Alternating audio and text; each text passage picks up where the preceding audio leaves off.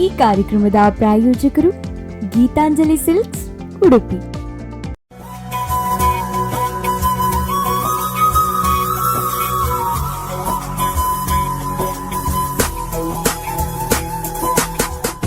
ಆತ್ಮೀಯ ಸ್ಪಂದನ ವಾಹಿನಿಯ ವೀಕ್ಷಕರೇ, ಗೀತಾಂಜಲಿ ಸಿಲ್ಕ್ಸ್ ಅರ್ಪಿಸುವಂತಹ ನಮ್ಮೂರ ಜಾಣೆ, ನಮ್ಮೂರಿನ ಪ್ರತಿಭೆಗಳನ್ನು ಅನಾವರಣಗೊಳಿಸುವಂತಹ ಈ ಕಾರ್ಯಕ್ರಮದಲ್ಲಿ ಈ ವಾರ ನಮ್ಮ ಜೊತೆ ಇದ್ದಾರೆ. ಸಿನಿಮಾ ಕ್ಷೇತ್ರದಲ್ಲಿ, ರಂಗಭೂಮಿಯಲ್ಲಿ ಅಷ್ಟೇ ಅಲ್ಲದೆ ಯಕ್ಷಗಾನ ಕ್ಷೇತ್ರದಲ್ಲಿ ತಮ್ಮನ್ನು ತೊಡಗಿಸಿಕೊಂಡಿರುವಂತಹ ಉಡುಪಿಯ ಹೆಮ್ಮೆಯ ಪ್ರತಿಭೆ ನಮ್ಮ ಜೊತೆ ಇದ್ದಾರೆ. ಭವ್ಯಶ್ರೀ ಪ್ರಭು ಅವರು.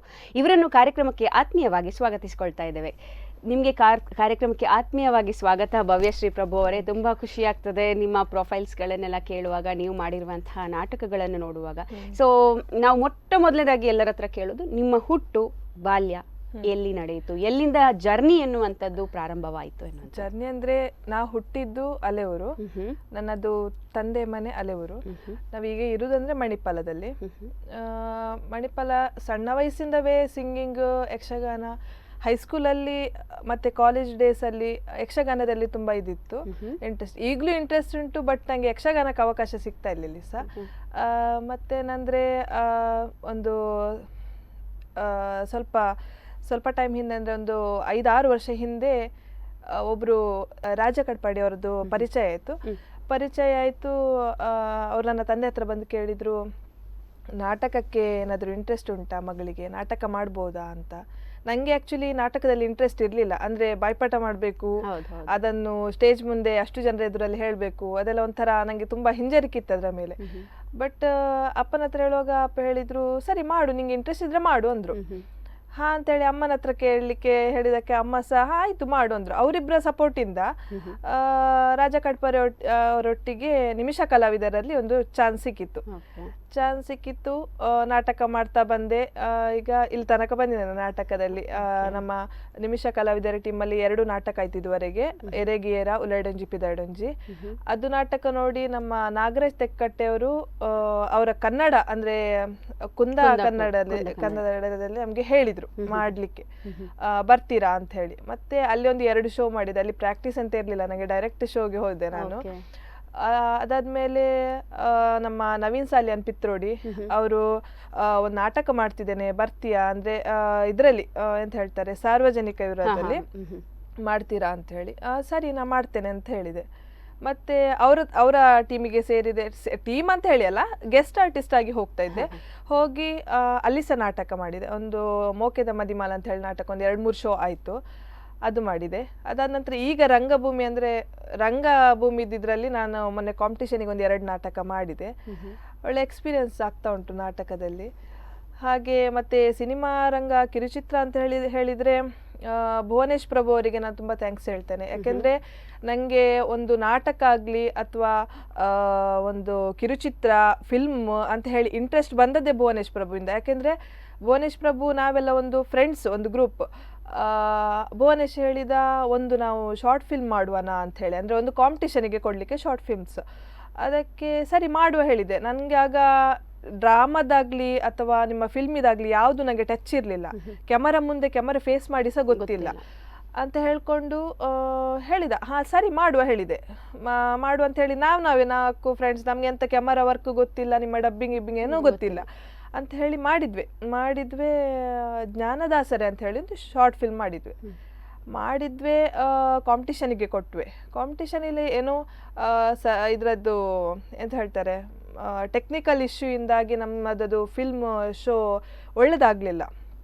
ಅಂದರೆ ನಮಗೆ ಡಬ್ಬಿಂಗ್ ಎಲ್ಲ ಮಾಡಿ ಗೊತ್ತಿಲ್ಲ ಎಂತೆಲ್ಲ, ಡೈರೆಕ್ಟ್ ಅದು ಫಿಲ್ಮ್ ಕೊಟ್ವಿ. ಅದು ಟೆಕ್ನಿಕಲ್ ಇಶ್ಯೂ ಅಲ್ಲಿ ನಮ್ಮದದು ಫುಲ್ ಫ್ಲಾಪ್ ಆಯಿತು ಫಿಲ್ಮ್, ಶಾರ್ಟ್ ಫಿಲ್ಮ್. ಬಟ್ ನಮಗೆ ಅಲ್ಲಿ ಸ್ಟೇಜ್ ಎದುರಲ್ಲಿ ತುಂಬ ಜನರ ಎದುರಲ್ಲಿ ನಮಗೆಲ್ಲ ಅವಮಾನ ಮಾಡಿದ್ರು ಅಂತ ಹೇಳಿ ನಾವು ಅದನ್ನು ಸ್ಪೋರ್ಟಿವ್ ಆಗಿ ತಗೊಂಡು, ಚಾಲೆಂಜ್ ಆಗಿ ತಗೊಂಡು, ನಾವು ಮಾಡ್ತೇವೆ, ಫಿಲ್ಮ್ ಮಾಡಲೇಬೇಕು ಅಂತ ಹೇಳಿ ನಾವೇ ಡಿಸೈಡ್ ಮಾಡಿಕೊಂಡು ಶಾರ್ಟ್ ಫಿಲ್ಮ್ಸ್, ಜ್ಞಾನದಾಸರೆಯಿಂದ ಸ್ಟಾರ್ಟ್ ಮಾಡಿದ್ದು ಶಾರ್ಟ್ ಫಿಲ್ಮ್ಸ್. ನಮ್ಮ ಲಾಸ್ಟ್ ಮುಗ್ಧ ಮನಸ್ಸು ತನಕ ಸಹ ಶಾರ್ಟ್ ಫಿಲ್ಮ್ ಮಾಡ್ತಾ ಬಂದ್ವಿ.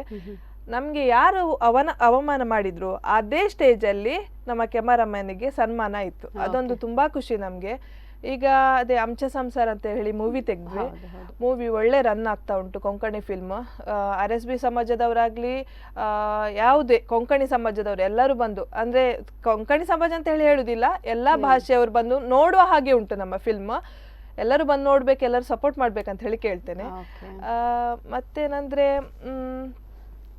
ಯಕ್ಷಗಾನ ಅಂತ ಹೇಳಿ ಬಂದಾಗ PU ಮತ್ತೆ ಹೈಸ್ಕೂಲಲ್ಲಿ ಸದಾನಂದ ಐತಾಳ್ರು ಅಂತ ಹೇಳಿ, ಗುಳ್ಮೆ ಸದಾನಂದ ಐತಾಳ್ ಅವ್ರು ನಮಗೆ ಯಕ್ಷಗಾನ ಹೆಜ್ಜೆ, ಸಣ್ಣ ಸಣ್ಣ ಪುಟ್ಟ ಹೆಜ್ಜೆ ಹೇಳಿ ಹೇಳಿ ಕೊಟ್ಟು ಯಕ್ಷಗಾನ ಒಂದು ಒಳ್ಳೆ ಬಂದು ನಿಂತಿದೆ ಈಗ ನಮ್ಗೆ. ಅಂದ್ರೆ ನಂಗೆ ಯಕ್ಷಗಾನಕ್ಕೆ ಚಾನ್ಸ್ ಎಲ್ಲಿಯೂ ಸಿಗ್ತಾ ಇಲ್ಲ. ತುಂಬಾ ಇಂಟ್ರೆಸ್ಟ್ ಉಂಟು ಯಕ್ಷಗಾನ ಮಾಡ್ಬೇಕು, ಎಲ್ಲಿ ಸಿಗ್ತದೆ ಅಂತ ಹೇಳಿ ಕಾಯ್ತೇನೆ ನಾನು ಯಕ್ಷಗಾನಕ್ಕೋಸ್ಕರ. ಬಟ್ ಯಕ್ಷಗಾನದ ಎಲ್ಲಿ ಸಹ ಸಿಗ್ತಾ ಇಲ್ಲ. ನಾಟಕ ರಂಗ, ಫಿಲ್ಮ್ಸ್ ಅದರಲ್ಲೇ ಮೂವ್ ಆಗ್ತಾ ಇದ್ದೇನೆ ನಾನೀಗ ಸದ್ಯಕ್ಕೆ. Very nice. ನೀವು ಹೇಳಿದ್ರಿ ಹುಟ್ಟು ಅಲೆಯೂರಲ್ಲಿ ಆಯ್ತು, ಮಣಿಪಾಲದಲ್ಲಿದ್ದೀರಿ. ಸೊ ಬಾಲ್ಯ ಮತ್ತು ಮದುವೆಯ ನಂತರದ ಜೀವನ ಯಾವ ರೀತಿ ನಿಮ್ಗೆ ಸಪೋರ್ಟ್ ಬಂತು? ಅಂದ್ರೆ ಬಾಲ್ಯದಲ್ಲಿ ಯಾವ ರೀತಿ ಇತ್ತು ಸಪೋರ್ಟ್, ಇವಾಗ ಯಾವ ರೀತಿ ಇದೆ? ಇಲ್ಲ, ನಂಗೆ ಬಾಲ್ಯದಲ್ಲಿ ಹೇಗೆ ಸಪೋರ್ಟ್ ಇತ್ತು, ನನ್ನ ಹಸ್ಬೆಂಡ್ ಈಗ ಅಷ್ಟೇ ಸಪೋರ್ಟ್ ಮಾಡ್ತಾ ಇದ್ದಾರೆ. ಹಸ್ಬೆಂಡ್ ನಂಗೆ, ನಾನು ಹೀಗೆ ನಂಗೆ ಒಂದು ಫಿಲ್ಮಿಗೆ ಅವಕಾಶ ಬರ್ತಾ ಉಂಟು, ಏನ್ ಮಾಡ್ಲಿ, ಹೋಗುದಾ ಕೇಳಿದ ಕೂಡಲೇ ಏನು ಮಾತಾಡದೆ ಅವರೇ ಹೇಳ್ತಾರೆ, ಹೋಗು ನೀನು, ಹೋಗಿ ಬಿಟ್ ಬಾ ಅಂತ ಹೇಳಿ ಹೇಳ್ತಾರೆ, ಆಲ್ ದಿ ಬೆಸ್ಟ್ ಹೇಳ್ತಾರೆ, ಎಲ್ಲಾನು ಹೇಳ್ತಾರೆ. ತುಂಬಾ ಅಂದ್ರೆ ತುಂಬಾ ಸಪೋರ್ಟ್ ಮಾಡ್ತಾರೆ.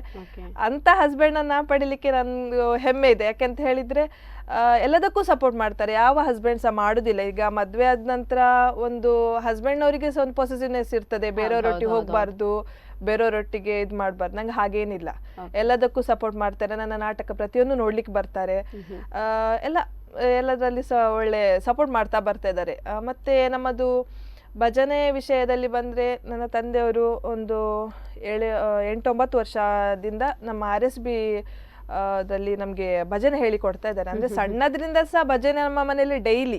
ನಮ್ಗೆ ಭಜನೆ ಒಂದು ದಿನ ಮಿಸ್ ಮಾಡಿದ್ರು ತಂದೆಯವರು ಬೈತಾರೆ, ತಾಯಿ ಸಹ ಬೈತಾರೆ, ಭಜನೆ ಮಾಡ್ಲೇಬೇಕು ಪ್ರತಿದಿನ. ಬಟ್ ಅದೇ ನಮ್ಗೆ ತಂದೆಯವರು ಹೇಳಿಕೊಟ್ಟು ಈಗ ನಮ್ಮದೊಂದು ಭಜನೆ ಟೀಮ್ ಆಗಿದೆ, RSB ಭಜನಾ ಮಂಡಳಿ ಮಣಿಪಾಲ್ ಅಂತ ಹೇಳಿ. ಭಜನೆಗೆ ನಮ್ಗೆ ಅಲ್ಲಲ್ಲಿ ಕರೀತಾರೆ, ಅಲ್ಲಲ್ಲಿ ಹೋಗ್ತೇವೆ ಭಜನೆಗೆ. ಒಂದೊಂದು ಸಣ್ಣ ಪುಟ್ಟ ಭಜನೆ ಮಾಡ್ಕೊಂಡು ಒಳ್ಳೆ ಹೆಸರು ಉಂಟು ಈಗ ಟೀಮಿಗೆ, ಭಜನೆ ಟೀಮಿಗೆ ಸಹ ಅಷ್ಟೇ. ನಮ್ಮದು ಎಲ್ಲ ಟೀಮಲ್ಲಿ ಸಹ ಒಳ್ಳೆ ನೇಮ್, ಒಳ್ಳೆ ಹೆಸರು ಬಂದಿದೆ. ಹಾಗೆ ವೆರಿ ನೈಸ್. ಅಂಡ್ ಈಗ ನೀವು ಹೇಳಿದ್ರಿ ನಿಮ್ಮ ಏನು ಶಾಲೆಯನ್ನು ಎಲ್ಲಿ ಮಾಡಿದ್ರಿ, ಅಂದ್ರೆ ಸ್ಕೂಲಿಂಗ್ ಅನ್ನು ಎಲ್ಲಿ ಕಂಪ್ಲೀಟ್ ಮಾಡಿದ್ರಿ, ಏನು ವಿದ್ಯಾಭ್ಯಾಸವನ್ನು ಪಡ್ಕೊಂಡ್ರಿ ನೀವು? ನಾನಂದ್ರೆ ಅದೇ ಅಲೆಯೂರಲ್ಲಿದ್ದೆ ಅಂತ ಹೇಳಿದೆ ಫಸ್ಟ್. 1ನೇ ಕ್ಲಾಸ್ ಅಂಗನವಾಡಿಯಿಂದ ನನಗೆ 3ನೇ ಕ್ಲಾಸ್ ತನಕ ನಾನು ಅಜ್ಜಿ ಮನೆಯಲ್ಲೇ ಬೆಳೆದವಳು. ಅಂದ್ರೆ ಸಣ್ಣದ್ರಿಂದ ಅಜ್ಜಿ ಮನೆಯಲ್ಲೇ ಬೆಳೆದವಳು. 3ನೇ ಕ್ಲಾಸ್ ತನಕ ನಾನು ಸುಬೋರಿನ ಹೈಸ್ಕೂಲ್ ಅಲೆಯೂರಲ್ಲಿ ಕಲಿತೆ. ಅದಾದ್ಮೇಲೆ ಸಗ್ರಿನೋಳೆ ಶಾಲೆ, 4th ಇಂದ ಸಗ್ರಿನೋಳೆ ಶಾಲೆಯಲ್ಲಿ ಕಲ್ತದ್ದು ಪ್ರೈಮರಿ. ಅದಂತರ high school girls college, high school PU girls ಕಾಲೇಜಲ್ಲೇ ಕಲಿತೆ. ಅದಾದ ನಂತರ ಚವನ ಇನ್ಸ್ಟಿಟ್ಯೂಟ್ ಲ್ಯಾಬ್ ಟೆಕ್ನಿಷಿಯನ್ ಕಲಿಯುವ ಅಂತ ಹೇಳಿ ಆಯ್ತು. ಲ್ಯಾಬ್ ಟೆಕ್ನಿಷಿಯನ್ ಅಲ್ಲಿ ಚವನದಲ್ಲಿ ಕಲಿತೆ. ಈಗ 4 years ಆಯ್ತು ನಾನು ಜಾಬಿಗೆ ಸೇರಿ. 4 years ರನ್ನಿಂಗ್ ಆಗ್ತಾ ಉಂಟು. ಯಾವ ಇನ್ಸ್ಟಿಟ್ಯೂಟ್ ನಲ್ಲಿ ಮಾಡ್ತಾ ಇದ್ದೀರಿ ನೀವು ಕೆಲಸ? ಈಗ ಅಪೂರ್ವ ಕ್ಲಿನಿಕ್ ಪರ್ಕಾಳದಲ್ಲಿ ಇದೆ. ಫೈನ್. ನೀವು ಹೇಳಿದ್ರಿ ಸಿನಿಮಾ ಕ್ಷೇತ್ರದಲ್ಲಿ ಕೂಡ ನೀವು ವರ್ಕ್ ಮಾಡಿದ್ರಿ ಅಂತ, ಕಿರುತೆರೆ ಸಿನಿಮಾ. ಸೊ ಸಿನಿಮಾ ಅಂತ ಹೇಳಿದ್ರೆ ಯಾವ ರೀತಿಯ ಸಿನಿಮಾ ಕ್ಷೇತ್ರದಲ್ಲಿ ನೀವು ಕೆಲಸ ಮಾಡಿದ್ರಿ ಅಂತ ಹೇಳಿದ್ರೆ? ಬೆಲ್ ಬಾಟಮ್ ಅಲ್ಲಿದ್ದೆ, ಮತ್ತೆ ನಮ್ಮ ಎರೆಗೌ ಕಿರಿಕಿರಿ ಅಂತ ಹೇಳಿ ಅದ್ರಲ್ಲಿದ್ದೆ. ಅಂದ್ರೆ ಅದ್ರಲ್ಲೆಲ್ಲ ಸಣ್ಣ ಸಣ್ಣ ರೋಲ್ ಹಾಗೆ. ಮತ್ತೆ ಈಗ ನಿಮ್ಮೆಲ್ಲರ ಆಶೀರ್ವಾದ ಅಂತ ಹೇಳಿ ಕನ್ನಡ ಫಿಲ್ಮ್ ಬರ್ತಾ ಉಂಟು, ವರುಣ್ ಕ್ರಿಯೇಷನ್ ಅವ್ರದ್ದು. ಅದರಲ್ಲಿ ಒಂದು ಒಳ್ಳೆ ಪಾರ್ಟ್ ಕೊಟ್ಟಿದ್ದಾರೆ ನಂಗೆ ಅದರಲ್ಲಿ. ಅಂದ್ರೆ ಎಲ್ಲರಿಗೆ ಕಾಣುವ ಹಾಗೆ, ಎದುರಲ್ಲೇ ಕಾಣುವ ಹಾಗೆ ಒಂದು ಒಳ್ಳೆ ಪಾರ್ಟ್ ಕೊಟ್ಟಿದ್ದಾರೆ. ಅದರಲ್ಲಿದ್ದೇನೆ. ಮತ್ತೆ ಅದೇ ಅಂಚೆ ಸಂಸಾರ ಮಾಡ್ತಾ ಇದ್ದೇನೆ. ಸಣ್ಣ ಸಣ್ಣ ಫಿಲ್ಮ್ ನಂಗೆ ಈಗ ಯಾವ್ದು ನೆನಪಿಲ್ಲ, ಒಂದೊಂದು ಸಣ್ಣ ಸಣ್ಣ ಮಾಡಿಟ್ಟದ್ದು ಹಾಗೆ. ಈಗ ಒಟ್ಟಾರೆ ಎಷ್ಟು ನಾಟಕಗಳನ್ನು ನೀವು ಮಾಡಿರುವಂತದ್ದು? ಶೋ ಲೆಕ್ಕದಲ್ಲಿ ಹೋದ್ರೆ ಒಂದು 30-35 ಶೋ ಆಗಿದೆ. ನಾಟಕ ಲೆಕ್ಕದಲ್ಲಿ ಬಂದ್ರೆ ಒಂದು 5-6 ನಾಟಕ ಆಗಿದೆ. ನಾಟಕಕ್ಕೆ ತಕೊಂಡ್ ಬಂದ್ರೆ 5-6 ನಾಟಕ ಟೀಮ್ನವರಿಂದ. ಶೋ ಲೆಕ್ಕದಲ್ಲಿ ಬಂದ್ರೆ ಒಂದು 30-35 ಶೋ ಆಗಿದೆ ಹಾಗೆ. ಓಕೆ, ಈಗ ನಿಮ್ಗೆ ಸಂಗೀತದಲ್ಲಿ ಇಂಟ್ರೆಸ್ಟ್ ಉಂಟು ಅಂತ ಹೇಳಿದ್ರೆ, ನಮ್ಮ ವೀಕ್ಷಕರಿಗೆ ನಿಮ್ಮ ಒಂದು ಸಂಗೀತದ ಸಣ್ಣ ತುಣುಕನ್ನು ತೋರಿಸ್ಕೊಡ್ಬೋದಾ ಅಂತ? ಸಂಗೀತವಾ? ಜಗದೀಶ್ವರಿ ಬಾರಮ್ಮ ಚಿತ್ತಮಂದಿರಕ್ಕೆ ಬಾರಮ್ಮ, ಅಮ್ಮ ಚಿತ್ತಮಂದಿರಕ್ಕೆ ಬಾರಮ್ಮ. ಜಗದೀಶ್ವರಿ ಬಾರಮ್ಮ ಚಿತ್ತಮಂದಿರಕ್ಕೆ ಬಾರಮ್ಮ ಅಮ್ಮ ಚಿತ್ತಮಂದಿರಕ್ಕೆ ಬಾರಮ್ಮ ಮನಮಂದಿರದಲ್ಲಿ ನಿನ್ನನು ನೋಡಲು ಮನಮಂದಿರದಲ್ಲಿ ನಿನ್ನನು ನೋಡಲು ದರುಶನ ಭಾಗ್ಯವ ಕರುಣೆಯ ತೋರಲು ಕಷ್ಟಗಳೆಲ್ಲವ ಕ್ಷಣದಲ್ಲಿ ನೀಗಲು ಕಷ್ಟಗಳೆಲ್ಲವ ಕ್ಷಣದಲ್ಲಿ ನೀಗಲು ನಮ್ಮನ್ನು ಧರಿಸಲು ಬಾರಮ್ಮ ಚಿತ್ತಮಂದಿರಕ್ಕೆ ಬಾರಮ್ಮ ಅಮ್ಮ ಚಿತ್ತಮಂದಿರಕ್ಕೆ ಬಾರಮ್ಮ. ನೋಡ್ತಾ ಇದ್ರಲ್ಲ ವೀಕ್ಷಕರೇ, ಈ ವಾರದ ಗೀತಾಂಜಲಿ ಸಿಲ್ಕ್ಸ್ ಅರ್ಪಿಸುವಂತಹ ಸ್ಪಂದನ ವಾಹಿನಿಯ ವಿಶೇಷ ಕಾರ್ಯಕ್ರಮ ನಮ್ಮೂರ ಜಾಣೆ. ಈ ಕಾರ್ಯಕ್ರಮದಲ್ಲಿ ನಮ್ಮ ಜೊತೆ ಇದ್ದಾರೆ ಭವ್ಯಶ್ರೀ ಪ್ರಭು. ಇವರ ಜೊತೆ ನಾವು ಮಾತನ್ನು ಮುಂದುವರಿಸೋಣ. ಅದಕ್ಕಿಂತ ಮೊದಲು ತಗೊಳ್ಳೋಣ ಒಂದು ಸಣ್ಣ ವಿರಾಮ. ಈ ಕಾರ್ಯಕ್ರಮದ ಪ್ರಾಯೋಜಕರು ಗೀತಾಂಜಲಿ ಸಿಲ್ಕ್ಸ್ ಉಡುಪಿ.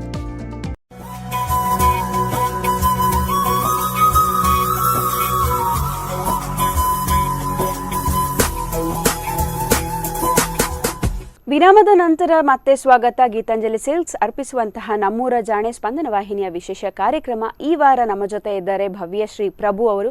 ಯಕ್ಷಗಾನ ಕ್ಷೇತ್ರದಲ್ಲಿ ಆಗಿರ್ಬೋದು ಅಥವಾ ನೃತ್ಯ, ಸಂಗೀತ ಎಲ್ಲ ಕ್ಷೇತ್ರಗಳಲ್ಲಿ, ರಂಗಭೂಮಿ ಕ್ಷೇತ್ರದಲ್ಲಿ ಕೂಡ ತನ್ನನ್ನು ತೊಡಗಿಸಿಕೊಂಡಿರುವಂತಹ ಪ್ರತಿಭೆ ನಮ್ಮ ಜೊತೆ ಇದ್ದಾರೆ. ಇವರನ್ನು ಕಾರ್ಯಕ್ರಮಕ್ಕೆ ಮತ್ತೊಮ್ಮೆ ಸ್ವಾಗತಿಸಿಕೊಳ್ತಾ ಇದ್ದೇವೆ. ಅವರ ಜೊತೆ ಮಾತನ್ನು ಮುಂದುವರಿಸೋಣ.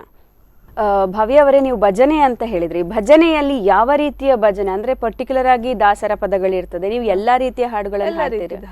ಓಕೆ, ನಿಮ್ಮ ತಂಡದಲ್ಲಿ ಎಷ್ಟು ಮೆಂಬರ್ಸ್ ಇದ್ದಾರೆ? ಯಾರು ಈ ಒಂದು ಇದಕ್ಕೆ ಮೂಲ ಕಾರಣೀಕರ್ತ ಅಂದ್ರೆ ಹೇಳಿದ್ರೆ ನೀವು ತಂದೆಯವರು ಅಂತ, ಸೊ ಈಗ್ಲೂ ಇದ್ದಾರಾ ನಿಮ್ಮ ಜೊತೆ? ಹೌದೌದು, ಮೂಲ ಕಾರಣ ಅಂದ್ರೆ ತಂದೆಯವರೇ ಭಜನೆ ಹೇಳಿಕೊಡ್ತಾರೆ. ಒಂದೊಂದು ಎಲ್ಲಾ ರೀತಿಯ ಭಜನೆ ಸಹ ಹಾಡ್ತೇವೆ ನಾವು. ನಮ್ಮ ಮರಾಠಿ ಆಗಿರ್ಬೋದು, ತುಳು ಆಗಿರ್ಬೋದು, ಮತ್ತೆ ಕನ್ನಡದಲ್ಲಿ ಬರ್ತದೆ. ಎಲ್ಲಾ ಭಜನೆ ಎಲ್ಲ ತರದ್ದು ಸಹ ಹಾಡ್ತೇವೆ. ಓಕೆ, ಹೌದು.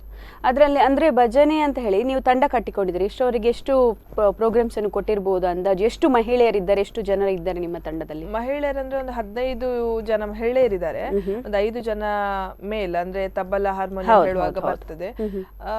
ಮತ್ತೆ ಒಂದು ಪ್ರೋಗ್ರಾಮ್ ಅಂತ ಹೇಳಿದ್ರೆ ಸುಮಾರಾಗಿದೆ ಪ್ರೋಗ್ರಾಮ್. ಅಂದ್ರೆ ಇದು 7-8 ವರ್ಷದ ಹಿಂದೆಂದ ಸ್ಟಾರ್ಟ್ ಆಗಿದೆ ಅಂತ ಹೇಳಿದ್ರೆ ಸುಮಾರು ಲೆಕ್ಕ ಇಲ್ಲ, ಸುಮಾರಾಗಿದೆ. ಅಂದ್ರೆ ಎಲ್ಲಾ ಕಡೆ ಸಹ ಕರೀತಾರೆ ನಮ್ಗೆ. ನಾವು ಗೋವಾ ತನಕ ಹೋಗಿದ್ದೇವೆ, ನಮ್ಮ ಕಾಸರಗೋಡು ತನಕ ಸಹ ಹೋಗಿದ್ದೇವೆ ನಾವು ಹಾಡ್ಲಿಕ್ಕೆ. ಅದು ಅಂದ್ರೆ ಹೇಗೆ ನೀವು ಟೀಮ್ ಅಂದ್ರೆ ನಿಮ್ಗೆ ಟೀಮ್ ಕಟ್ಟಿಕೊಂಡು ಹೋಗುವಂತದ್ದು? ನೀವು ಪ್ರಾಕ್ಟೀಸ್ ಮಾಡ್ತೀರಾ ಹಿಂದಿನ ದಿವಸ? ಯಾವ ರೀತಿ ಹೇಳಿ ಅಲ್ಲ, ಸ್ಯಾಟರ್ಡೆ ಪ್ರತಿ ಸ್ಯಾಟರ್ಡೆ 4:30 ಇಂದ ಸ್ಟಾರ್ಟ್ ಆಗ್ತದೆ ಭಜನೆ. 6 ತನಕ ಪ್ರಾಕ್ಟೀಸ್ ಮಾಡಿಸ್ತಾರೆ ಎಲ್ಲ, ಪ್ರತಿ ಸ್ಯಾಟರ್ಡೆ ಮಾತ್ರ. ಮತ್ತೆಲ್ಲರೂ ಅವರವರ ಮನೆಯಲ್ಲಿ ಭಜನೆ ಮಾಡ್ಕೊಳ್ತಾರೆ. ಮತ್ತೆ ನೆಕ್ಸ್ಟ್ ನಾವು ನಾಳೆ ಪ್ರೋಗ್ರಾಮ್ ಅಂತ ಹೇಳಿದ್ರೆ ಒಂದು ದಿನ ಹಿಂದೆ ಬಂದು ಒಂದು ಲಿಸ್ಟ್ ಮಾಡ್ಕೊಂಡು ಯಾವ್ದು ಹಾಡ್ಬೋದು ಅಂತ ಹೇಳ್ಕೊಂಡು ಲಿಸ್ಟ್ ಮಾಡ್ಕೊಂಡು ಹೋಗ್ತೇವೆ ಹಾಗೆ. ಮತ್ತೆ ನಿಮ್ಮ ಕೆಲವೊಂದು ವಿಚಾರಗಳನ್ನು ನೋಡುವಾಗ ನೀವು ಡ್ಯಾನ್ಸ್ ನಲ್ಲಿಯೂ ಕೂಡ ಪಾರ್ಟಿಸಿಪೇಟ್ ಮಾಡಿದ್ರಿ. ಯಾವ್ದ್ರೆಲ್ಲ ಡ್ಯಾನ್ಸ್, ಯಾವ ಟೈಪ್ ಆಫ್ ಫಾರ್ಮ್ಸ್ ಅನ್ನು ಮಾಡಿದ್ರಿ? ಎಷ್ಟು ಜನ ಅಂತ ಹೇಳಿದ್ರೆ ನಮ್ಮ ಜನಪದ ಆಗಿರ್ಬೋದು, ಮತ್ತೆ ನಾರ್ಮಲ್ ಫೋಕ್ ಡ್ಯಾನ್ಸ್ ಅಂತ ಜನಪದ ಬಂತು. ಮತ್ತೆ ಯಾವ್ದು ನಾರ್ಮಲ್ ಎಂತ ಹೇಳ್ತಾರೆ ಅದು ಡ್ಯಾನ್ಸ್ ಫಾರ್ಮ್ಸ್, ನಾರ್ಮಲ್ ಫಾರ್ಮ್, ಹೌದು, ಬಾಲಿವುಡ್ ಹಾಗೆ. ಎಷ್ಟು ಪ್ರೋಗ್ರಾಮ್ಸ್ ಕೊಟ್ಟಿದ್ದೀರಿ? ಎಲ್ಲಿ ಪ್ರೋಗ್ರಾಮ್ಸ್ ಗಳನ್ನೆಲ್ಲ ಕೊಟ್ಟಿದ್ರು? ಪ್ರೋಗ್ರಾಮ್ಸ್ ಅಂತ ಹೇಳಿ ಹಾಗಲ್ಲ, ಒಂದು ನಮ್ಮ ಸಮಾಜದ ಏನಾದ್ರು ಕಾರ್ಯಕ್ರಮ ಆದಾಗ ಬನ್ನಿ ಮಾಡಿ ಅಂತ ಹೇಳಿ ಹೇಳ್ತಾರೆ ಆ ಟೈಮಲ್ಲಿ. ಮತ್ತೆ ನಮ್ಮ ಸ್ಕೂಲ್ ಡೇಸ್ ಅಲ್ಲೇ ವಾರ್ಷಿಕೋತ್ಸವ ಬಂದಾಗ ಹಾಗೆ ಮಾಡ್ತಿದ್ವಿ. ಮತ್ತೆ ಕಾಂಪಿಟೇಷನ್ ಅಂತ ಹೇಳಿ ಬಂದಾಗ ನಾವು ಸಣ್ಣದಿರ್ಬೇಕಾದ್ರೆ ಪ್ರತಿಭಾ ಕಾರಂಜಿ ಅದೆಲ್ಲ ಬರ್ತಿತ್ತು, ಆ ಟೈಮಲ್ಲಿ ಸಹ ಡ್ಯಾನ್ಸಿಗೆ ಹೋಗ್ತಾ ಇದ್ವಿ. ಮತ್ತೆ ಹಳೆ ವಿದ್ಯಾರ್ಥಿಗಳದ್ದು ಏನಾದ್ರು ಪ್ರೋಗ್ರಾಮ್ ಮಾಡಿದಾಗ ಅಲ್ಲಿ ಸಹ ಡ್ಯಾನ್ಸ್ ಪ್ರೋಗ್ರಾಮ್ ಮಾಡ್ತೇವೆ ಹಾಗೆ. ಓಕೆ, ಮತ್ತೆ ನೀವು ಹೇಳಿದ್ರಿ ಈ ಯಕ್ಷಗಾನದಲ್ಲಿ ತುಂಬಾ ಇಂಟ್ರೆಸ್ಟ್ ಇದೆ. ಮೊಟ್ಟ ಮೊದಲೇ ಬಾರಿಗೆ ನೀವು ಯಕ್ಷಗಾನ ವೇಷ ಧರಿಸಿದ್ದು ಯಾವಾಗ? ವೇಷ ಧರಿಸಿದ್ದು ನಾನು ಹೈಸ್ಕೂಲಲ್ಲಿ. ಆಗ ನಮ್ಗೆ ಸ್ತ್ರೀ ವೇಷ ಕೊಟ್ಟಿದ್ರು. ಅಂದ್ರೆ ಫಸ್ಟ್ ಯಕ್ಷಗಾನ ಅಂತ ಹೇಳಿ ಕೂಡಲೇ ನಮ್ಗೆ ಫಸ್ಟ್ ಸಣ್ಣ ಯಕ್ಷಗಾನ ಕೊಡ್ತಾರೆ, ಮಾತಾಡ್ಲಿಕ್ಕೆಲ್ಲ ಕೊಡುದಿಲ್ಲ. ಸ್ತ್ರೀ ವೇಷದಿಂದ ಸ್ಟಾರ್ಟ್ ಆಗಿತ್ತು. ಇನ್ನು ಮುಂದೆ ಇನ್ ಫ್ಯೂಚರ್ ನಿಮ್ಗೆ ಸಿನಿಮಾ ಕ್ಷೇತ್ರದಲ್ಲಿ ಯಾವ್ದಾದ್ರು ಕರೆ ಬಂತು, ನೀವು ಏನ್ ಮಾಡ್ತೀರಿ? ಯಾವ ರೀತಿ ಅಂದ್ರೆ ನಿಮ್ಗೆ job is very important, along with that ಇದನ್ನು ಕೂಡ ಮಾಡುವ? ಇಲ್ಲ, ನಾನು ಅಡ್ಜಸ್ಟ್ ಮಾಡ್ಕೊಂಡು ಹೋಗ್ತಾ ಇದ್ದೇನೆ ನಮ್ಮ ಜಾಬ್ ಅಲ್ಲಿ ಸಹ ಅಷ್ಟೇ. ನಂಗೆ ರಜೆ ಬೇಕು ಹೇಳಿದ ಕೂಡ ಕೂಡಲೇ ಸಡನ್ಲಿ ನನ್ನ ಕೊಲಿಗ್ ಆಯ್ತು ಮಾಡು ಅಂತ ಹೇಳ್ತಾರೆ. ಸರ್ ಹತ್ರ ಹೇಳಿದ್ರು ಸರ್ ಸರಿ ಆಯ್ತು ಹೇಳ್ತಾರೆ. ಸೊ ನಂಗೆ ಅಲ್ಲಿಂದ ಸ್ವಲ್ಪ ಸಣ್ಣ ಒಂದು ಎಂತ ಹೇಳ್ತಾರೆ ಅಳಿಲು ಸೇವೆ ತರ ಒಂದ್ ಸ್ವಲ್ಪ ಸಪೋರ್ಟ್ ಉಂಟು. ಹಾಗಾಗಿ ರಜೆ ಸಿಕ್ಕಿದ ಕೂಡಲಿಗೆ ನಂಗೆ ನಾಳೆಗೆ ಶೂಟ್ ಇಲ್ಲ ಕರೆದ ಕೂಡಲೇ ಸರ್ಗೆ ಫೋನ್ ಮಾಡಿ ರಜೆ ಬೇಕು ಸರ್ ಹೇಳಿದ ಕೂಡಲೇ ರಜೆ ಕೊಡ್ತಾರೆ, ಏನ್ ಪ್ರಾಬ್ಲಮ್ ಇಲ್ಲ. ಹಾಗಾಗಿ ಬಂದಿದೆ ನಂಗೆ ಕರೆಗಳು ಬಂದಿದೆ, ಮಾಡ್ಲಿಕ್ಕೆ ಸಹ ಚಾನ್ಸ್ ಬಂದಿದೆ. ಬಟ್ ಪ್ರೊಡಕ್ಷನ್ ನೇಮ್ ಅಂತ ಹೇಳಿ ಕೊಡ್ಲಿಲ್ಲ. ಶೂಟಿಂಗ್ ಇನ್ನು ವೆರಿ ಸೂನ್ ಇರ್ಬೋದು ನಮ್ಗೆ. ಹಾಗೆ ನಿಮ್ಗೆ ಅವಕಾಶಗಳು ಬರ್ತಾ ಇರುವಂತದ್ದು ಈಗ. ಸೊ ಈಗ ರೀಸೆಂಟ್ ಆಗಿ ರಂಗಭೂಮಿಯಲ್ಲಿ ನಾಟಕ ಪ್ರದರ್ಶನಗಳನ್ನು ಕೊಡ್ತಾ ಇದ್ದೀರಿ. ಇತ್ತೀಚೆಗೆ ಅಂದ್ರೆ ನಿನ್ನೆ ಮೊನ್ನೆ ಅಷ್ಟೇ ಕಾಂಪಿಟಿಷನ್ ಗಳಲ್ಲೂ ಕೂಡ ಪಾರ್ಟಿಸಿಪೇಟ್. ಯಾವ ರೀತಿಯ ಕಾಂಪಿಟಿಷನ್ಸ್ ಇತ್ತು? ಎಷ್ಟು ತಂಡಗಳು ಭಾಗವಹಿಸಿದ್ವು? ತುಳುಕೂಟದಿದ್ದದ್ದು ಕಾಂಪಿಟಿಷನ್ ಎಂಜಮ್ ಅಲ್ಲಿ 7 ತಂಡ ಭಾಗವಹಿಸಿದೆ. ಅದ್ರಲ್ಲಿ ನಮ್ಮದೊಂದು ಗಾವುದ ಪುಂಚ. ಒಳ್ಳೆ ರೀತಿ ಮೂಡಿ ಬಂದಿದೆ ನಾಟಕ. ಎಂಜಮಲ್ಲಿ ಅಷ್ಟೇ ಮೊನ್ನೆ ಜ್ಯೋತಿ ಯುವಕ ಮಂಡಳ ಕಾರ್ಕಳದಲ್ಲಿ ಅಲ್ಲಿ ಸಹ ಇತ್ತು. ಅಲ್ಲಿ ಸಹ ಒಳ್ಳೆ ಬಂದಿದೆ ನಾಟಕ, ಎಲ್ಲರದ್ದು ಸಹ ಒಳ್ಳೆ ರೆಸ್ಪಾನ್ಸ್ ಉಂಟು. ಹಾಗೆ ನಿಮ್ಗೆ ಈಗ ಹೆಚ್ಚಾಗಿ ನಾನು ನೋಡಿದ ಪ್ರಕಾರ ಹೆಚ್ಚಾಗಿ ತುಳು ನಾಟಕಗಳನ್ನೇ ಮಾಡಿರುವಂತದ್ದು. ಅದ್ರಲ್ಲಿ ಕನ್ನಡ ನಾಟಕಗಳು ಎಷ್ಟು ಮಾಡಿದಿರಿ? ಕನ್ನಡದಲ್ಲಿ 3 ಮಾಡಿದೆ. ಅಂದ್ರೆ ಕುಂದಗನ್ನಡ ಅವ್ರು ನಂಗೆ ಅದೇ ಟೀಮಿಗೆ ಬನ್ನಿ ಅಂತ ಹೇಳಿ ತುಂಬಾ ಇದು ಮಾಡಿದ್ರು. ಅಂದ್ರೆ ನಂಗೆ ಹೋಗ್ಲಿಕ್ಕೆ ಬರ್ಲಿಕ್ಕೆ ತಕ್ಕಂತೆ ನನಗೆ ಸುಮಾರು ದೂರ ಆಗ್ತದೆ. ಹಾಗೋಸ್ಕರ ನಾನು ಇಲ್ಲ ಹಿಂದೆ ಸರ್ದೆ. ನನ್ಗೆ ಗೆಸ್ಟ್ ಆರ್ಟಿಸ್ಟ್ ಆಗಿ ನಿಮ್ಗೆ ಯಾರಾದ್ರೆ ಕೈ ಕೊಟ್ಟ ಕೂಡಲೇ ಹೇಳಿ ನಾನು ಬರ್ತೇನೆ ಅಂತ ಹೇಳಿ ಹೇಳಿದ್ದೇನೆ. ಮತ್ತೆ ನಮ್ಮದು ಅದೇ ನಿಮಿಷ ಕಲಾವಿದರಲ್ಲಿ ನಮ್ಗೆ ಜಗದೀಶ್ ಶೆಟ್ಟಿ ಸರ್ ಕೆಂಚನಕೆರೆ ಡೈರೆಕ್ಷನ್ ಮಾಡಿದ್ದು. ವೆರಿ ತುಂಬಾ ಅಂದ್ರೆ ತುಂಬಾ ಹಾನೆಸ್ಟ್ಲಿ ತುಂಬಾ ಒಳ್ಳೆ ಡೈರೆಕ್ಷನ್ ಅವ್ರದ್ದು. ಹಾಗಾಗಿ ಅವರ ಡೈರೆಕ್ಷನ್ ಇಂದಾಗಿ ನಂಗೊಂದು ಎಂತ ಹೇಳ್ತಾರೆ ಶಿಲ್ಪಿ ಎಂತ ಹೇಳ್ತಾರೆ ಶಿಲೆಗೆ ಒಂದು ಕೆತ್ತಿದ್ರೆ ಹೇಗೆ ಆಗ್ತದೆ ಹಾಗೆ ನಂಗೆ ಒಂದು ರಂಗಭೂಮಿ ಐ ಮೀನ್ ನಾಟಕ ಕ್ಷೇತ್ರದಲ್ಲಿ ನಿಮ್ಮನ್ನು ರೂಪಿಸಿದಂತ ಒಬ್ಬರು ಜಗದೀಶ್ ಶೆಟ್ಟಿ ಕೆಂಚನಕೆರೆ. ಹೌದು. ಓಕೆ, ನೀವು ಈ ಸಂದರ್ಭದಲ್ಲಿ ನಿಮ್ಮ ತಂದೆ ತಾಯಿ ಅಥವಾ ಮನೆಯಲ್ಲಿ ಯಾರೆಲ್ಲ ಇದ್ರು ಯಾವ ರೀತಿ ಸಪೋರ್ಟ್ ಮಾಡ್ತಾ ಇದ್ರು ಎನ್ನುವಂತ ನೆನಪಿಸ್ಕೊಳ್ತೀರಿ? ಸಪೋರ್ಟ್ ಅಂತ ಹೇಳಿದ್ರೆ ತಂದೆ ತಾಯಿಯವರದ್ದು ತುಂಬಾ ಸಪೋರ್ಟ್ ಉಂಟು, ಈಗಲೂ ಸಪೋರ್ಟ್ ಮಾಡ್ತಾರೆ. ಈವನ್ ನನ್ನ ಹಸ್ಬೆಂಡ್ ಮನೆಯಲ್ಲಿ ಸಹ ಅಷ್ಟೇ ಸಪೋರ್ಟ್ ಮಾಡ್ತಾರೆ. ಯಾರು ಎಂತ ಸಹ ಅಲ್ಲಿ ಮಾಡ್ಬೇಡ ಅದು ಮಾಡ್ಬೇಡ ಇದು ಮಾಡ್ಬೇಡ ಅಂತ ಹೇಳುದಿಲ್ಲ. ಸಪೋರ್ಟ್ ಎಲ್ಲರದ್ದು ಸಹ ಉಂಟು. ಗಂಡನ ಸೈಡ್ ಉಂಟು, ತಾಯಿ ಸೈಡ್ ಅಲ್ಲಿ ಸಹ ತಾಯಿ ಮನೆ ಸೈಡ್ ಇಂದ ಸಹ ಉಂಟು. ನನ್ನ ತಮ್ಮ ಸಹ ಆರ್ಟಿಸ್ಟೇ, ಅವನು ಸಹ ರಂಗಭೂಮಿಯಲ್ಲಿ ತೊಡಗಿಸ್ಕೊಂಡಿದ್ದಾನೆ. ಭಜನೆ ಹಾಡ್ತಾನೆ, ಆರ್ಕೆಸ್ಟ್ರಾ ಅದೆಲ್ಲ. ಆರ್ಕೆಸ್ಟ್ರಾದಲ್ಲಿ ಸಹ ಇದ್ದೇವೆ ನಾವು, ಸಣ್ಣ ಸಣ್ಣದು ಮಾಡ್ತಾ ಬರ್ತಿದ್ದೇವೆ. ಈಗ ತುಂಬಾ ಟೈಮ್ ಆಯ್ತು ಆರ್ಕೆಸ್ಟ್ರಾಗೆ ಹೋಗದೆ. ಅಂದ್ರೆ ಟೀಮ್ ಸ್ವಲ್ಪ ಎಂತ ಹೇಳ್ತಾರೆ ಇನ್ನು ಇದಾಗ್ತಾ ಹೋಗಿದೆ. ಹಾಗಾಗಿ ನೋಡ್ಬೇಕು ಇನ್ನು ಎಂತ ಸಿಗ್ತದೆ ಅಂತ ಹೇಳಿ. ಓಕೆ, ನೀವು ಹೇಳಿದ್ರಿ ಯಕ್ಷಗಾನ ಕ್ಷೇತ್ರದಲ್ಲಿ ನಮ್ಗೆ ಅವಕಾಶಗಳು ಬರ್ತಾ ಇಲ್ಲ ಅಂತ. ಒಂದು ವೇಳೆ ಈ ಕಾರ್ಯಕ್ರಮದ ನಂತರ ಆಗಿರ್ಬೋದು ನಿಮ್ಗೆ ಅವಕಾಶಗಳು ಬಂದ್ರೆ ಹೇಗೆ ಕೋಪ್ ಅಪ್ ಮಾಡ್ತೀರಿ? ಅಂದ್ರೆ ನಾಟಕಕ್ಕೂ ಹೋಗ್ಬೇಕು ನೀವು, ಆ ಕಡೆಯಿಂದ ಕೆಲ್ಸಕ್ಕೂ ಹೋಗ್ಬೇಕು, ಈ ಕಡೆಯಿಂದ ಯಕ್ಷಗಾನ. ಸೊ ಹೇಗೆ ಕೋಪ್ ಅಪ್? ನನ್ನ ಟೈಮಿಂಗ್ಸ್ ನಾನು ಹೇಗಾದ್ರೂ ಮಾಡಿ, ನಂಗೆ ಬೇಕು ಅಂತ ಹೇಳಿದ್ರೆ ನಾನು ಎಂತ ಮಾಡ್ಕೊಂಡು ಅದ್ರಲ್ಲಿ ಅಡ್ಜಸ್ಟ್ ಮಾಡ್ಕೊಂಡು ಹೋಗ್ತೇನೆ. ಈಗ ಡ್ರಾಮಾ ಸಹ ಅಷ್ಟೇ, ಕೆಲವೊಮ್ಮೆ ಡ್ರಾಮಾ ಬೇಗ ಮಾಡಿ ಬೇಗ ಪ್ರಾಕ್ಟೀಸ್ ಇರ್ತದೆ. ಅಂದ್ರೆ ಲಾಸ್ಟ್ ಆಗುವಾಗ ಬೇಗ ಪ್ರಾಕ್ಟೀಸ್ ಇರ್ತದೆ, ಲೇಟ್ ನೈಟ್ ತನಕ ಪ್ರಾಕ್ಟೀಸ್ ಇರ್ತದೆ. ಏನಾದ್ರೂ ಅಡ್ಜಸ್ಟ್ ಮಾಡ್ಕೊಂಡು ಹಸ್ಬೆಂಡ್ ಹತ್ರ ಆಗ್ಲಿ ಏನಾದ್ರೂ ಅಡ್ಜಸ್ಟ್ ಮಾಡ್ಕೊಂಡು ಹೋಗಿ ಬರ್ತೇನೆ ನಾನು. ಹಾಗೆ ನೀವು ಸುಮಾರು ನಾಟಕಗಳನ್ನು ಮಾಡಿದ್ರಿ ಅಂತ ಹೇಳಿದ್ರು, ಒಂದು 5-6 ತುಳುವಲ್ಲಿ ಇರ್ಬೋದು, ಕನ್ನಡಗಳಲ್ಲಿ ಇರ್ಬೋದು. ಸೊ ನಿಮ್ಗೆ ಇದೆಲ್ಲದ್ರಲ್ಲಿ ತುಂಬಾ ಮೆಚ್ಚಿಕೊಂಡು ಮಾಡಿರುವಂತಹ ಪಾತ್ರ ಅಂದ್ರೆ ನೀವು ಅದ್ರೊಳಗೆ ಇಂಟುಯಿಟ್ ಆಗಿ ಹೋದಂತ ಪಾತ್ರ ಯಾವ್ದಾದ್ರು? ಮೋಕೆದ ಮದಿಮಾಲ್ ಹೇಳ್ಬೋದು. ಮೋಕೆದ ಮದಿಮಾಲಲ್ಲಿ ತುಂಬಾ ಒಳ್ಳೆ ಪಾಠ ಕೊಟ್ಟಿದ್ದಾರೆ ನಂಗೆ. ಹಾಗೆ ಒಳ್ಳೆ ಬಂದಿದೆ ಅದು ಸಹ ಡ್ರಾಮಾ. ಅಂದ್ರೆ ಎಲ್ಲಾ ಡ್ರಾಮಾದಲ್ಲೂ ಸಹ ಇನ್ವಾಲ್ವ್ ಆಗ್ತೇನೆ, ಎಲ್ಲದರಲ್ಲೂ ಸಹ ಹೀರೋಯಿನ್ ಪಾರ್ಟ್ ಆಗಿಯೇ ಕೊಡ್ತಿದ್ದಾರೆ ನಂಗೆ. ಹಾಗಾಗಿ ಎಲ್ಲದರಲ್ಲೂ ಇನ್ವಾಲ್ವ್ ಆಗ್ಲೇಬೇಕಾಗ್ತದೆ ನಮ್ಗೆ. ಆ ಸಿಚುವೇಶನ್ ತರ ಮಾಡ್ಬೇಕಾಗ್ತದಲ್ಲ ಡ್ರಾಮಾ. ಹಾಗಾಗಿ ಓಕೆ, ನಿಮ್ಗೆ ರೀಸೆಂಟ್ ಆಗಿ ಕಾಂಪಿಟಿಷನ್ ಅಲ್ಲಿ ಪಾರ್ಟಿಸಿಪೇಟ್ ಮಾಡಿದ್ರೆ ಅಂತ ಹೇಳಿ, ಅದರಲ್ಲಿ ಬಂದಂತಹ ಪಾತ್ರ ನಿಮ್ಗೆ ಯಾವ ರೀತಿ ಇಷ್ಟ ಆಯ್ತು? ಏನು ಜನರ ಪ್ರಶಂಸೆ ಆಗಿರ್ಬೋದು ಅಥವಾ ಜಡ್ಜಸ್ ನ ಪ್ರಶಂಸೆ ಏನಾದ್ರು ಸಿಕ್ಕಿತಾ ಆ ಪಾರ್ಟಿಗೆ? ಅಂದ್ರೆ ಈಗ ನೀವು ಕಾಂಪಿಟಿಷನ್ಸ್ ಗೆ ಹೋಗ್ತೀರಿ, ಅಲ್ಲಿ ನಿಮ್ಗೆ ಯಾವ ರೀತಿ ನಿಮ್ಮ ಪಾತ್ರಕ್ಕೆ ನೀವು ಮಾಡಿದಂತಹ ರೆಸ್ಪಾನ್ಸ್ ಉಂಟು? ಒಳ್ಳೆ ರೆಸ್ಪಾನ್ಸ್ ಬಂದಿದೆ. ಹೌದು. ಮತ್ತೆ ನೀವು ಸಾಮಾನ್ಯವಾಗಿ ಸಂಗೀತವನ್ನು ನಿಮ್ಮ ಪಾರ್ಟ್ ಆಫ್ ಲೈಫ್ ಮಾಡಿಕೊಂಡಿದ್ರಿ. ಮತ್ತೆ ಅಷ್ಟೇ ಅಲ್ಲದೆ ಅಂಚೆ ಸಂಸಾರ ಎನ್ನುವ ಮೂವಿಯಲ್ಲಿ ಮಾಡಿದ್ರಿ. ಸೊ ಯಾವ ರೀತಿಯ ಕ್ಯಾರೆಕ್ಟರ್ ಇತ್ತು? ನಂಗೆ ಅದ್ರಲ್ಲಿ ಹೀರೋಯಿನೇ ಕೊಟ್ಟ ಸಂದೀಪ್ ಕಾಮತ್, ಅಜಯ್ಕರ್, ಭುವನೇಶ್ ಪ್ರಭು ಅವ್ರದ್ದು ಕ್ಯಾಮರಾ ಇತ್ತು. ಸೊ ಅದ್ರಲ್ಲಿ ತುಂಬಾ ಕಷ್ಟಪಟ್ಟಿದ್ದೇವೆ. ಅದು ಒಂದು ಫಿಲ್ಮ್ ಅಂತ ಹೇಳಿದ್ರೇನು ತುಂಬಾ ಈಸಿ ಅಲ್ಲ. ಅಂದ್ರೆ ನಾವು ಟೀಮ್ ಕಟ್ಕೊಂಡು ಮಾಡಿದ್ದೇವೆ. ನಮ್ಗೆ ಯಾರ್ದು ಸಪೋರ್ಟ್ ಇರ್ಲಿಲ್ಲ, ನಿಮ್ಮದು ಯಾರು ಪ್ರೊಡ್ಯೂಸರ್ ಆಗ್ಲಿ ಯಾರು ಇರ್ಲಿಲ್ಲ ನಮ್ಗೆ ಆ ಟೈಮಲ್ಲಿ. ನಾವು ಮಾಡ್ಕೊಂಡು ಸಣ್ಣ ಪುಟ್ಟ ಚೇಚೆ ಮಾಡಿ ಒಟ್ಟು ಒಂದು ಫಿಲ್ಮ್ ಇದ್ದು ಒಂದು ರೂಪ ತಗೊಂಡು ಬಂದು ಒಂದು ಫಿಲ್ಮ್ ಮಾಡಿದ್ದೇವೆ. ಸಂದೀಪ್ ಕಾಮತ್ತಿಗೆ ಸಹ ತುಂಬಾ ಥ್ಯಾಂಕ್ಸ್ ಹೇಳ್ತೇನೆ ನಾನು. ಅವ ಒಂದು ಫಿಲ್ಮಿಗೆ ನನಗೆ ಚಾನ್ಸ್ ಬಿಟ್ಟಿದ್ದರಿಂದ ನನಗೀಗ ಇನ್ನೂ ಸ್ವಲ್ಪ ಒಳ್ಳೆ ಹೆಸರು ಬಂದಿದೆ, ಸಮಾಜದಿಂದ ಇನ್ನೂ ಹೆಸರು ಒಳ್ಳೆ ಬಂದಿದೆ. ಇಲ್ಲದಿದ್ರೆ ನಂಗೆ ನಾನು ಇನ್ನೂ ಸಹ ನಾಟಕ ರಂಗದಲ್ಲೇ ಇರ್ತಿದ್ದೆ. ಅಂದ್ರೆ ಫಿಲ್ಮ್ ಇದ್ದು ಅಂತ ಹೇಳಿದ್ರೆ ಥಿಯೇಟರ್ ಅಲ್ಲಿ ಬರುದಂತ ಹೇಳಿದ್ರೆ ದೊಡ್ಡ ವಿಷಯ ಅದು ಥಿಯೇಟರ್ ಅಲ್ಲಿ ನಮ್ಗೆ ಶೋ ಆಗ್ತಿರ್ಬೇಕಾದ್ರೆ ನಮ್ಮ ಕಣ್ಣಲ್ಲಿ ನೀರು ಬಂದಿದೆ. ಅಂದ್ರೆ ನಾನು ಇಷ್ಟು ದೊಡ್ಡ ಥಿಯೇಟರ್ ಅಲ್ಲಿ ಆಕ್ಟಿಂಗ್ ಮಾಡಿದ್ದು ಇಷ್ಟು ದೊಡ್ಡ ಥಿಯೇಟರ್ ಅಲ್ಲಿ ಬಂದಿದೆ ಅಂತ ಹೇಳ್ಕೊಂಡೊಂದು ಸಂತೋಷದಿಂದ ಕಣ್ಣಲ್ಲಿ ನೀರು ಬಂದಿದೆ. ಅಷ್ಟು ಖುಷಿಯಾಗಿದೆ ನಮ್ಗೆ ಅದು ಫಿಲ್ಮ್ ಮಾಡಿದ. ನಿಮ್ಗೆ ಆ ಮೂವಿ ಮಾಡ್ಲಿಕ್ಕೆ ನಿಮ್ಗೆ ಎಷ್ಟು ಟೈಮ್ ತಕೊಂಡ್ರಿ ನೀವೆಲ್ಲ ಟೀಮ್? ಒಂದು ಟೋಟಲ್ ಟೈಮ್ ಅಂತ ಹೇಳಿದ್ರೆ ನಾವು ಒಂದೂವರೆ ವರ್ಷ ಆಗಿದೆ ನಮ್ಗೆ ತಕೊಂಡು. ಅಂದ್ರೆ ಕೋವಿಡ್ ಟೈಮಲ್ಲಿ ಸಹ ಸಣ್ಣದಂತ ಹೇಳಿದ್ರೆ ಆವಾಗ ಅಲ್ಲಲ್ಲಿ ಅಂದ್ರೆ ತುಂಬಾ ಜನ ಸೇರ್ಲಿಕ್ಕೂ ಇರ್ಲಿಲ್ಲ ಆ ಟೈಮಲ್ಲಿ.